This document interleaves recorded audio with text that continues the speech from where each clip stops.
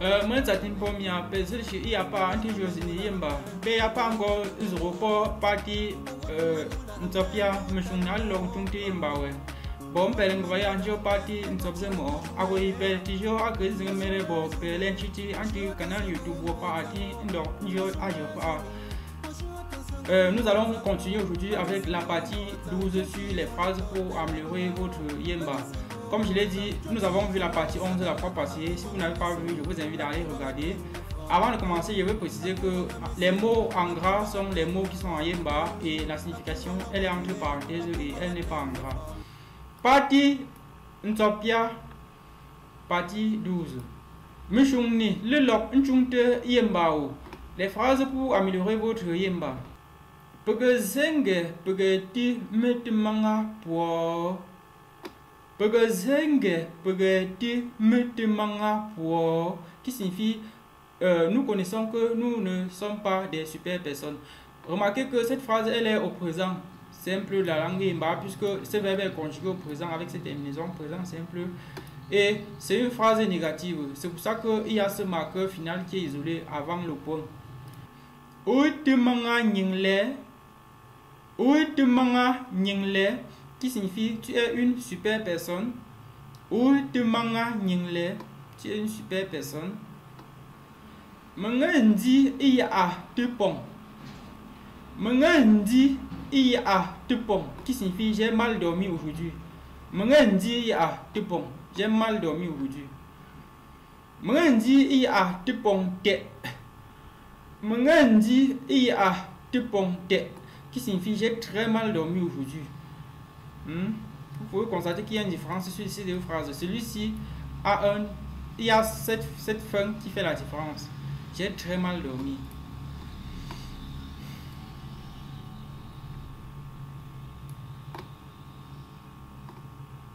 Mbazai lezing mense. Mbazai lezing mense. Ma maison est au bord de la route. Vous pouvez constater que la phrase ici, elle est au présent simple et voici l'auxiliaire être qui est conjugué à la deuxième personne du singulier. Mbazae lezeng mense. Ma maison est au bord de la route. Vous pouvez constater que ça ressort aussi ici. Mbazae lezeng mense. Emaga si nzanga long. Emaga si nzanga long. Qui signifie ma mère est en train de se fâcher. Certains vont se poser la question, mais pourquoi est-ce que la phrase ici même, de façon générale, cette phrase elle est au présent continu de la langue yemba.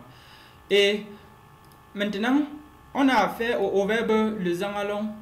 Vous voyez un peu, on a affaire au verbe le zangalong. Sauf qu'ici, c'est la forme conjuguée du verbe le zangalong au présent simple, en effet, au présent continu. Parce que c'est continu parce qu'il y a ce si. Et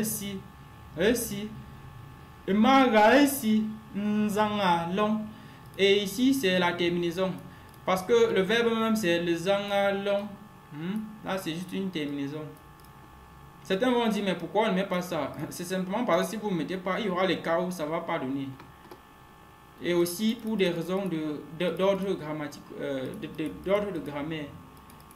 Dans la conjugaison, c'est obligatoire que ceci soit doublé. Mara sinzanga long. Le zanga long se fâcher.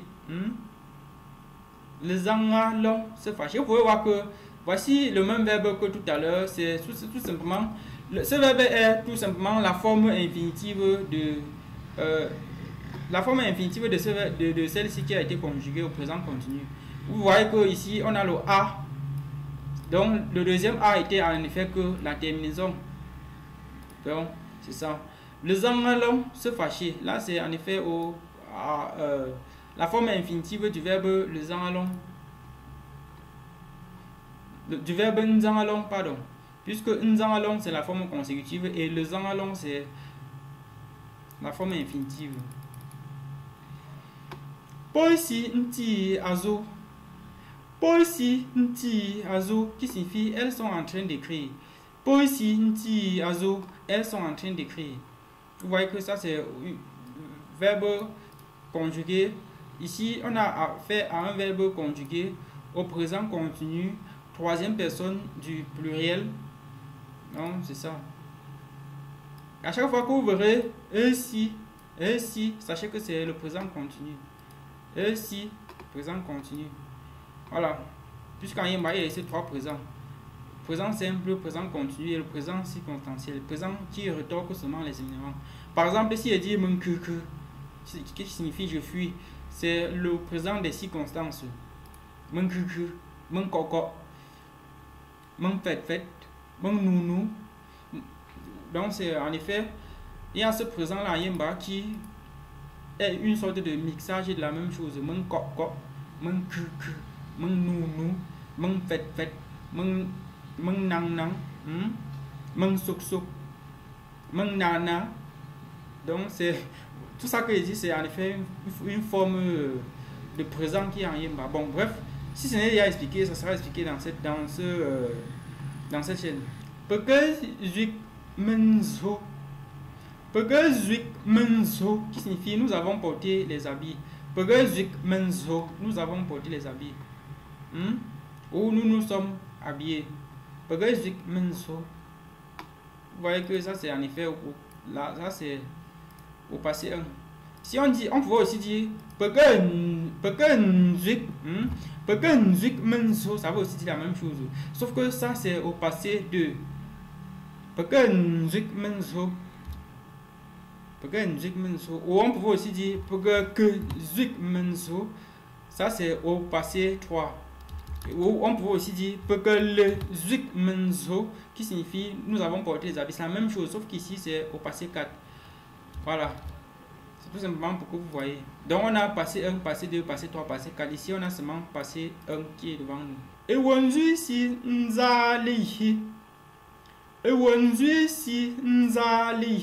Qui signifie les femmes sont en train de bavarder ou les femmes sont en train de faire le bruit.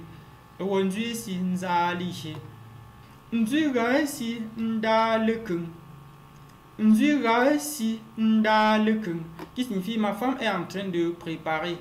Ma femme est en train de préparer. La phrase, elle est une phrase au présent continu. La conjugaison est à la deuxième personne du singulier. Mandala nju, qui signifie je n'ai jamais volé. Mandala nju, je n'ai jamais volé. Vous pouvez constater que ça c'est en effet la négation au passé 4 confirmatif. On utilise ndala. C'est le pas ici ndala si c'est le marqueur du passé 4 négatif confirmatif. Passé 4 négatif confirmatif. Et ici, c'est son marqueur final de négation. Donc, mandala nju, qui signifie je n'ai jamais volé. Remarquez que à chaque fois, ce caractère-ci se lit comme s'il était collé à ce mot. Donc, mandala nju, je n'ai jamais volé. Voilà. Mandala nju, je n'ai jamais volé. Bon, là, c'est en effet une confirmation d'un fait qui s'était passé dans le passé et qu'on confirme dans le présent. Kanalala ngute moyi. Bon, ici c'est le verbe, on met le ton O ici. Kanalala ngute moyi. Kanalala ngute moyi, qui signifie Kana n'a jamais respecté son père. Kanalala ngute moyi. Oh, ici ce n'est pas ngute. Ça n'a pas la terminaison de ngute ici. C'est ngute. Kanalala ngute moyi. Kana n'a jamais respecté son père. Aka le faka ngangkong nemenek. Aka le fak ngangkong nemenek, qui signifie Kalefak est hypocrite. Aka le fak ngangkong nemenek. Kalefak est hypocrite. Ici, Kalefak c'est le nom. Et voilà, ici c'est en effet le verbe conjugué, auxiliaire être conjugué au présent simple de la langue Yemba. On a ici affaire à la deuxième personne du singulier. Ngangkong nemenek, c'est l'hypocrite. Ngangkong nemenek, l'hypocrite. Et Ngong nemenek, c'est l'hypocrisie. Vous remarquez que cette phrase est en effet, ce mot est en effet un mot composé. Ça a été obtenu par fusion. Il y a des règles de formation des mots composés dans cette chaîne. Si ce n'est déjà fait, je crois il y a des règles. Il y aura, même si ce n'est pas, même s'il n'y a pas, il y aura. Ou pour que vous voyez, l'hypocrite, l'hypocrisie. Vous voyez que ici, cette phrase, il y a ce deuxième pan. C'est l'hypocrisie et c'est l'hypocrite. Voilà. Ndemga ta mezengema. Ndemga ta mezengema, qui signifie mon Dieu, aie pitié de moi. Ou bien mon Dieu, aie de la compassion pour moi. Ndemga ta mezengema. La phrase ici, elle est au présent. Vous voyez que c'est au présent simple.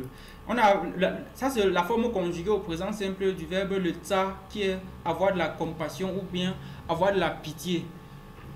Ndemga ta mezengema, mon Dieu, aie pitié de moi. Mon Dieu, aie de la compassion pour moi. Le ta mezenge, qui signifie avoir de la compassion ou bien avoir de la compassion pour ou prendre pitié ou prendre pitié de. Le ta mezenge, avoir de la compassion ou avoir de la compassion pour. Bon, voilà ses significations. Flowantu Ndiam. Aflowantu Ndiam, qui signifie la fleur est dans ma maison. Akafe le antu Ndiam. Akafe le antu Ndiam, qui signifie le café était dans ma chambre. J'articule le plus que possible. Zuik me lang mu ndok ntu. Zuik me lang mu ndok ntu, qui signifie porte tes chaussures, tu sors avec. Ou porte tes chaussures, tu sors. Ndok ntu. Porte tes chaussures, tu sors avec. Ou porte tes chaussures, tu sors. Zuik me lang mu ndok ntu. Voilà, c'était tout pour aujourd'hui. On va simplement dire à très bientôt pour ceux qui sont abonnés à la chaîne et j'espère également que le cours vous a été utile et d'ailleurs c'est qu'il vous sera utile.